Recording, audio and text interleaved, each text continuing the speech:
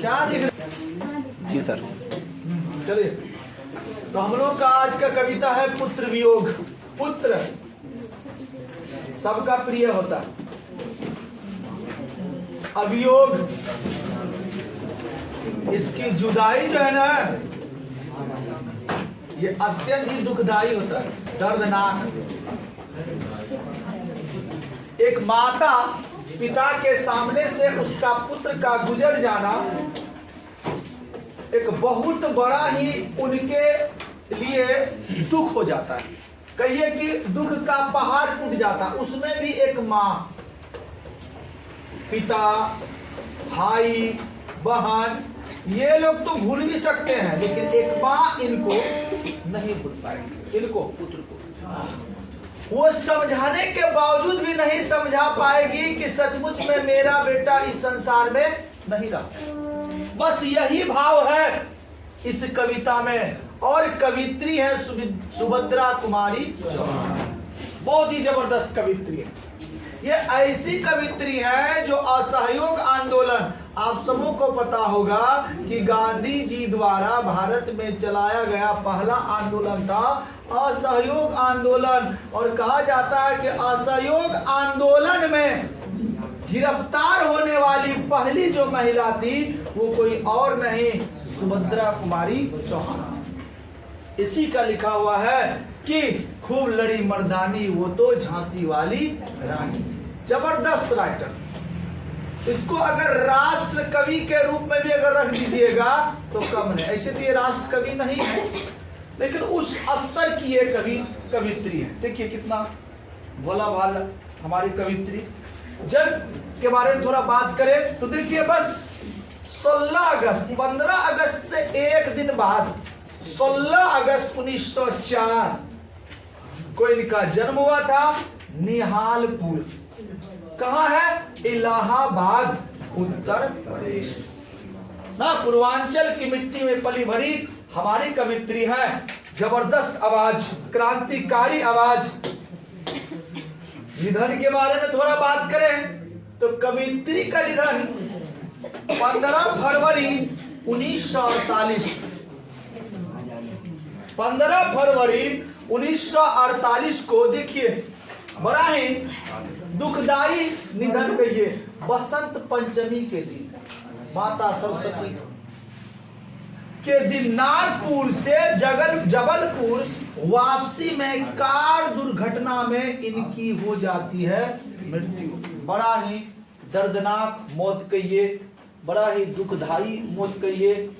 अगर किसी की नेचुरल डेथ हो जाती, प्राकृतिक मौत हो जाती है तो कोई बात नहीं, अगर इस तरह की मृत्यु हो जाती है तो बड़ा ही दुख होता है सुन के। और भी ऐसे कवि जो क्रांतिकारी कवि के रूप में जाने जाते हैं, इन्होंने देश के लिए, देश की स्वतंत्रता के लिए कई अनगिनत कविताओं की रचना की। ठीक है, थोड़ा सा और जान लेते हैं इस कवित्री के बारे में। इनकी जो प्रमुख कृतियां हैं, है तो बहुत सारी, लेकिन जो उनमें से प्रमुख है वो है मुकुल। ये मुकुल जो है कविता संग्रह है और ये पब्लिश हुई थी 1930 में। कई बार प्रश्न भी आपका इंटरमीडिएट में पूछा जा चुका है कि मुकुल क्या है, तो कहिएगा कविता संग्रह, या कब प्रकाशित हुई थी, तो 1930 में। अगला है त्रिधारा। इसके आगे हम देख रहे हैं बिखरे मोती, और उसके बाद है सभा का खेल। इनको पुरस्कार की बात करें तो पुरस्कार में मुकुल पर 1930 में हिंदी साहित्य सम्मेलन का सरिया पुरस्कार मिला है। सरिया। आप ये भी कह सकते हैं कि सर इतना बढ़िया ये कवित्री है तो इनको पुरस्कार ज्यादा क्यों नहीं मिला है? पुरस्कार नहीं मिलने का कारण आप इनका डेट ऑफ बर्थ और इनका निधन का डेट को देख लीजिए। देखिए, ये उस समय जन्मी थी जब हमारा देश लगभग क्या था, लगभग क्या पूरी तरह से गुलाम था। और इनकी निधन तब हो गई जब हमारा देश अभी अभी आजाद ही हुआ था। तो इनको मौका कहां मिला कि भारत सरकार इनको बुलाए और सम्मान उनको दे। कम से कम स्थिति स्थिर होती तब ना। अभी अभी तो हम आजाद हुए थे, इसलिए इतना बेहतरीन कवित्री होने के बावजूद भी भले पुरस्कार कम है, सम्मान कम है, लेकिन इनकी लेखनी में वो दम था कि अंग्रेजों को भी विवश कर दिया कि इस औरत को, इस महिला को भी जेल के अंदर डालना होगा। ये क्या करने गया था? कपार फोड़ने नहीं, अपने लेखनी के दम पर लोगों के अंदर जुनून पैदा करता था, उत्साह पैदा करता था। चलिए, तो इस कविता का थोड़ा सा थीम को समझ लेते हैं। कविता में है क्या? एक माँ रहती है और उनका एक छोटा सा प्यारा सा बेटा। माँ का एक छोटा सा प्यारा सा बेटा जिनकी मृत्यु असमय हो जाती है। असमय कहने का तात्पर्य इस संसार में जो भी आया है उनको तो जाना ही होगा, लेकिन एक समय होता है 60 साल 70 साल बाद। लेकिन वो बच्चा इस संसार में आया था और कुछ ही दिनों के बाद उनकी क्या हो जाती है? मृत्यु। इस तरह की जो मृत्यु होती है वो बड़ा ही दुखदाई होता है, कष्ट पहुंचाता है और एक माँ के अंदर कचोटता है। तो एक माँ के अंदर की जो भावना है, व्यथा है, विरह है, उनको निकालने का प्रयास यहाँ पर की है हमारी कवयित्री सुभद्रा कुमारी चौहान। ठीक है, देखिए क्या अपनी रचनाओं में ये लिखती हैं कि आज दिशाएं भी हंसती है, उल्लास विश्व छाया, मेरा खोया हुआ खिलौना अब तक मेरे पास न आया। एक माँ अपने मन को कह रही है कि देखो इस सारा संसार में सब लोग हंस रहे हैं, संसार में जगह जगह खुशहाली है, गांव में समाज में खुशहाली है, सारे विश्व में उल्लास छाया हुआ है, लेकिन देखो तो मेरा जो खोया हुआ खिलौना वो अब तक मेरे पास नहीं आया। वो जान रही है कि मेरा बेटा इस संसार में नहीं रहा, लेकिन बार बार मन को समझाने के बावजूद भी उनका मन नहीं कर रहा है कि मेरा बेटा वापस नहीं आएगा। इनको लग रहा है कि मेरा बेटा कहीं खो गया है और वो कभी ना कभी जरूर आएगा। देखिए आगे कह रहे हैं कि शीत ना लग जाए इस भय से, नहीं गोद से जिसे उतारा। शीत न लग जाए इस भय से, नहीं गोद से जिसे उतारा, छोड़ काम दौड़ कर आई मां कहकर जिस समय पुकारा। एक मां के अंदर की विरह को, दर्द को कवित्री यहां पर दिखा रही है। क्या कहती है कि मैं अपने बेटे को बिल्कुल गोद से नहीं उतारता था, इस डर से कि उनको शीत न लग जाए। शीत मतलब ठंड कहिए, सर्दी जुकाम, ये ना लग जाए। हम कभी अपने से उनको जुदा होने के लिए नहीं देते थे। बिल्कुल हम नहीं चाहते थे कि वो मिट्टी पर भी रहे, मेरे गोद में ही हमेशा रहता था। और कभी मैं काम में व्यस्त रहती थी, वो खेल रहा होता था, थोड़ा सा उसके मुंह से अगर मां शब्द निकलती थी तो सारा काम छोड़ छाड़ के मैं उनके पीछे आ जाता था और उनको गोद में उठा लेता था। क्या कमी रह गई थी जो मेरा खिलौना मुझसे रुष्ट हो गया, उदास हो गया और आज वो यहां नहीं है, कहीं दूसरे जगह चले गए। देखिए आगे अगला लाइन है कि थपकी दे दे जिसे सुलाया। जब नहीं सो रहा था तो बच्चा को सुलाता है ना, पीठ में थपकी देते कि सो जा मुन्ना सो जा। आजकल तो बहुत सारा मोबाइल में गाना भी आ गया, ठीक है, उसको सुना के, जिसके लिए लोरियां गाई माँ गा गा कर बच्चों को सुलाती है, जिसके मुख पर जरा मलिनता देख आंख में रात बिताई। थोड़ा सा भी मलिनता, थोड़ा सा भी ऐसा लगे कि मेरा जो है बच्चा बीमार है, उसका तबीयत ठीक नहीं है, मुझे नींद नहीं आती और मैं पूरा रात भर जगा रहता था, उनको निहारता रहता था कि इसको कहीं किसी प्रकार की दिक्कत ना हो। एक माँ ही ऐसा कर सकता है या कर सकती है। पिता बेचारा तो बगल में कबूल नींद मारिए देगा। आखिर मुझ में क्या कमी। कवित्री स्पष्ट रूप से एक माँ के अंदर का दर्द को दिखा रही है कि एक माँ के साथ एक बच्चा का जितना लगाव होता है उतना लगाव परिवार के किसी भी सदस्य के साथ नहीं होता। इसीलिए पुत्र के खो जाने पर, पुत्र की असमय मृत्यु हो जाने पर जितना दर्द एक माँ को होता है उतना किसी को भी नहीं होता। चलिए थोड़ा सा और आगे बढ़ते हैं।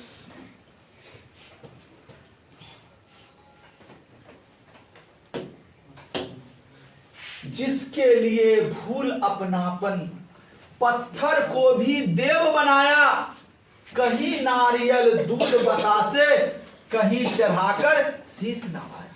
कहता है कि बड़ा ही मांगने पर हमको ये बेटा प्राप्त हुआ था।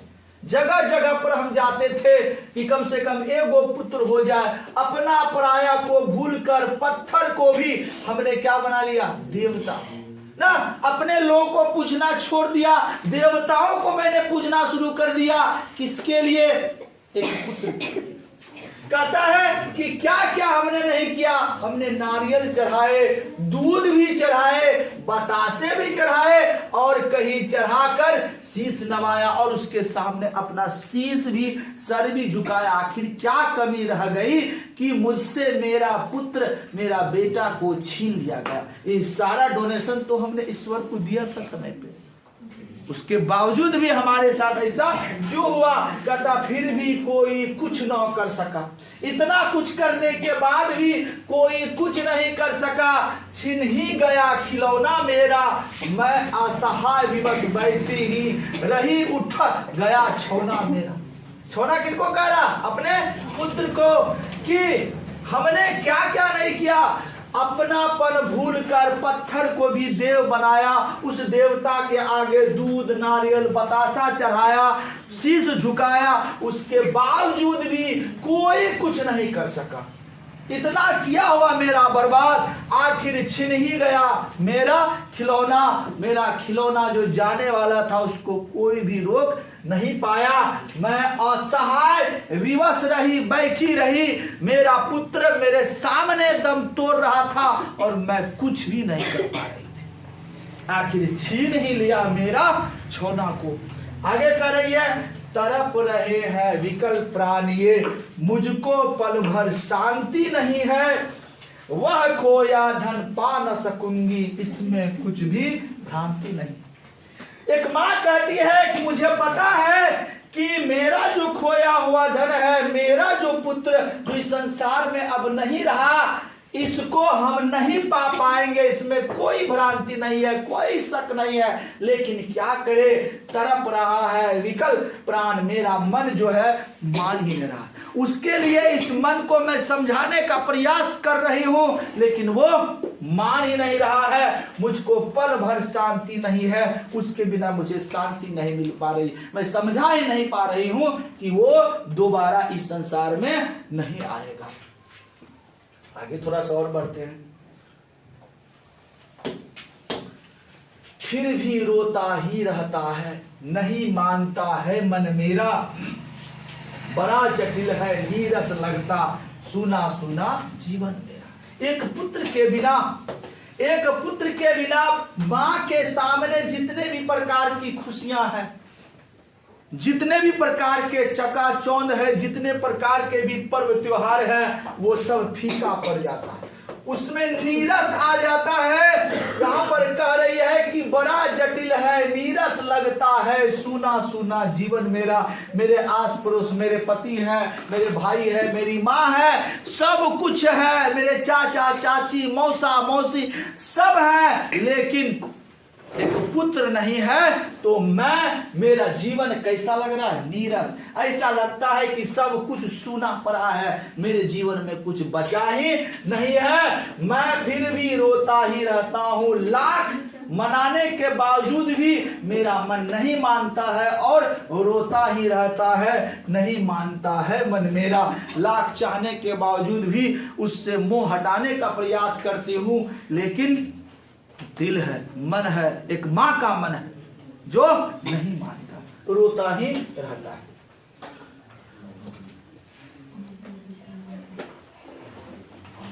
चलिए नेक्स्ट है, यह लगता है एक बार यदि पल भर को उसको पा जाते। देखिए क्या करें कि यह लगता है एक बार यदि पल भर उसको पा जाती, जी से लगा प्यार से सर, सहला सहला उसको समझा। कभी एक बार माँ ये सोचती है कि कहीं वो खोया हुआ है, एक बार किसी तरह वो वापस आ जाती किसी भी प्रकार से, तो हम क्या करते कि उनको अपने बाहों में ले लेते और उनको सहलाते, प्यार से कहते कि काहे के लिए हमको छोड़ के चले जाता है मेरा बेटा, हम नहीं रह पाएंगे। एकदम जाने ही नहीं देते, बिल्कुल इसको कहीं ले जाने ही नहीं देते। कहते मेरे भैया मेरे बेटे, उस बेटे को मैं भैया भी कहता कि मेरे भैया मेरे बेटे, अब माँ को यो छोड़ न जाना, बड़ा कठिन है बेटा खोकर माँ को अपना मन समझाना। मैं उसको कहता, एक बार वो मेरे पास आ जाती तो मैं उनको कहता कि मेरे बेटे मुझे छोड़ के मत जाना, मेरे भैया मुझे छोड़ के नहीं जाना। सब कोई समझ जाएगा, पिताजी समझ जाएंगे, चाचा जी समझ जाएंगे, नाना नानी दादा दादी समझ जाएंगे, लेकिन एक माँ के मन को समझा पाना बड़ा कठिन होता है जब एक पुत्र की मृत्यु हो जाती है और समय। इसलिए मेरे भैया कभी भी मत जाना। भाई बहन भला, भाई बहन भल सकते हैं भूल सकते हैं, पिता भले ही तुम्हें भुलावे, किंतु रात दिन की साथिन माँ कैसे अपना मन समझा। कहते हैं कि भाई बहन तुम्हें भूल सकते हैं, पिता भी अंततः तुम्हें भूल सकते हैं, भूल जाएगा, लेकिन तुम्हारे साथ रात दिन रहने वाला एक साथी की तरह माँ तुम्हारे हर पल हर क्रियाकलाप पर नजर रखने वाली, वो कैसे अपनी माँ को अपने मन को समझाएगी, ये बड़ा ही कठिन होता है बेटा। इसलिए कभी भी मुझे छोड़कर मत जाना ना। तो कुल मिलाकर कवित्री ने एक माँ के दर्द का बखान इस प्रकार से किया है जिसको कोई आम आदमी समझ भी नहीं पाता है। आम जनरल लोग, जनरल इंसान ये सोचता है कि हो मृत्यु हुआ मर गया, लेकिन एक माँ के अंदर जो दर्द होता है इसको नहीं समझ पाता पूरा दुनिया, यहाँ तक कि उसके परिवार के लोग उनको बाहर निकालने का प्रयास की है हमारी कवित्री सुमित्रा कुमारी चौहान।